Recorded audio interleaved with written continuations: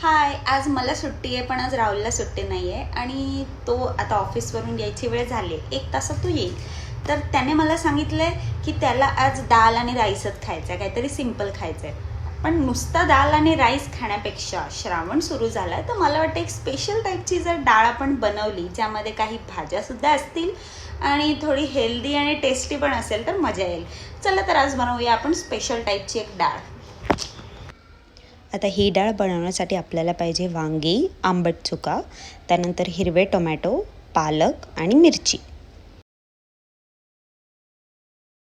आणि त्याचप्रमाणे इतर साहित्य म्हणजे लसूण, खोबरं, मिरची, कढीपत्ता आणि शेंगदाणे जे आपण भाजून घेतो आहे. आता या सगळ्या भाज्या स्वच्छ धुवायच्या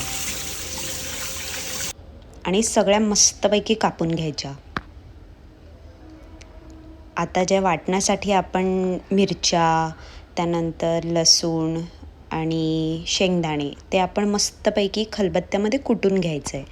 आता यामुळे त्याची वरची जी सालं आहेत ती लगेच निघतात, म्हणून मी अशा प्रकारे त्यांना खरडून घेतलेलं आहे. मस्तपैकी कुटायचं. तुम्ही मिक्सरमध्ये सुद्धा करू शकता, पण ही टेस्ट जरा वेगळी असते म्हणून मी अशी केली आहे.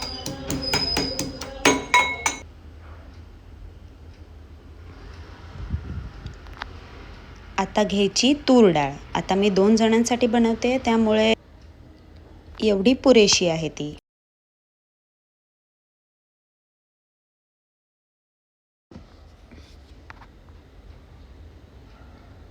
आता गॅसवर कुकर ठेवायचा आहे आणि कुकरमध्ये डाळ, त्यानंतर जेवढे आपण कापून घेतलेल्या भाज्या आहेत त्या सगळ्या ॲड करायच्या आहेत. त्यानंतर हे ॲड केल्यानंतर त्यामध्ये खोबरंसुद्धा टाकायचं आहे आणि थोडे शेंगदाणे टाकायचे आहेत. आता हिंग ॲड करायचा आणि थोडंसं पाणी टाकून आपण कुकर लावून घ्यायचं आणि मस्तपैकी 2 ते 3 शिट्ट्या होऊ द्यायच्या.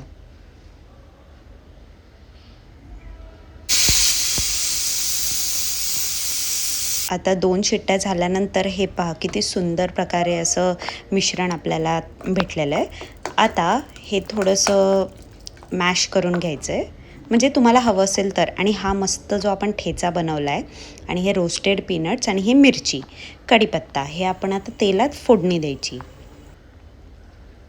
जिरं टाकायचं आणि कढीपत्ता, त्याचप्रमाणे थोडासा हिंग टाकायचा आणि जे आपण ठेचा बनवलेला आहे तो या मिरचीसोबत यामध्ये टाकून द्यायचा. मिरच्या अशा टाकल्याने त्याची टेस्ट जरा वाढते.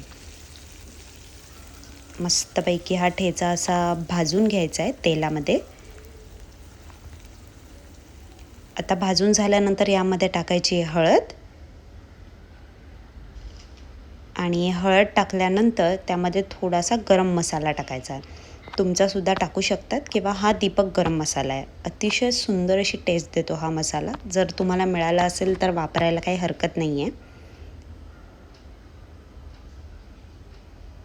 आणि छान असं भाजून झालं की आता त्यामध्ये जे आपण मिश्रण तयार केलेलं आहे, जी डाळ आहे ती मस्तपैकी यामध्ये ओतायची आहे.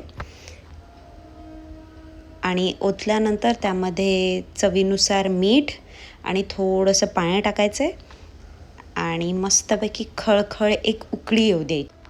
खरं तर या डाळीचं एक स्पेशल नाव आहे, ते तुम्ही कॉमेंट बॉक्समध्ये सांगा की नक्की या डिशला काय म्हणतात.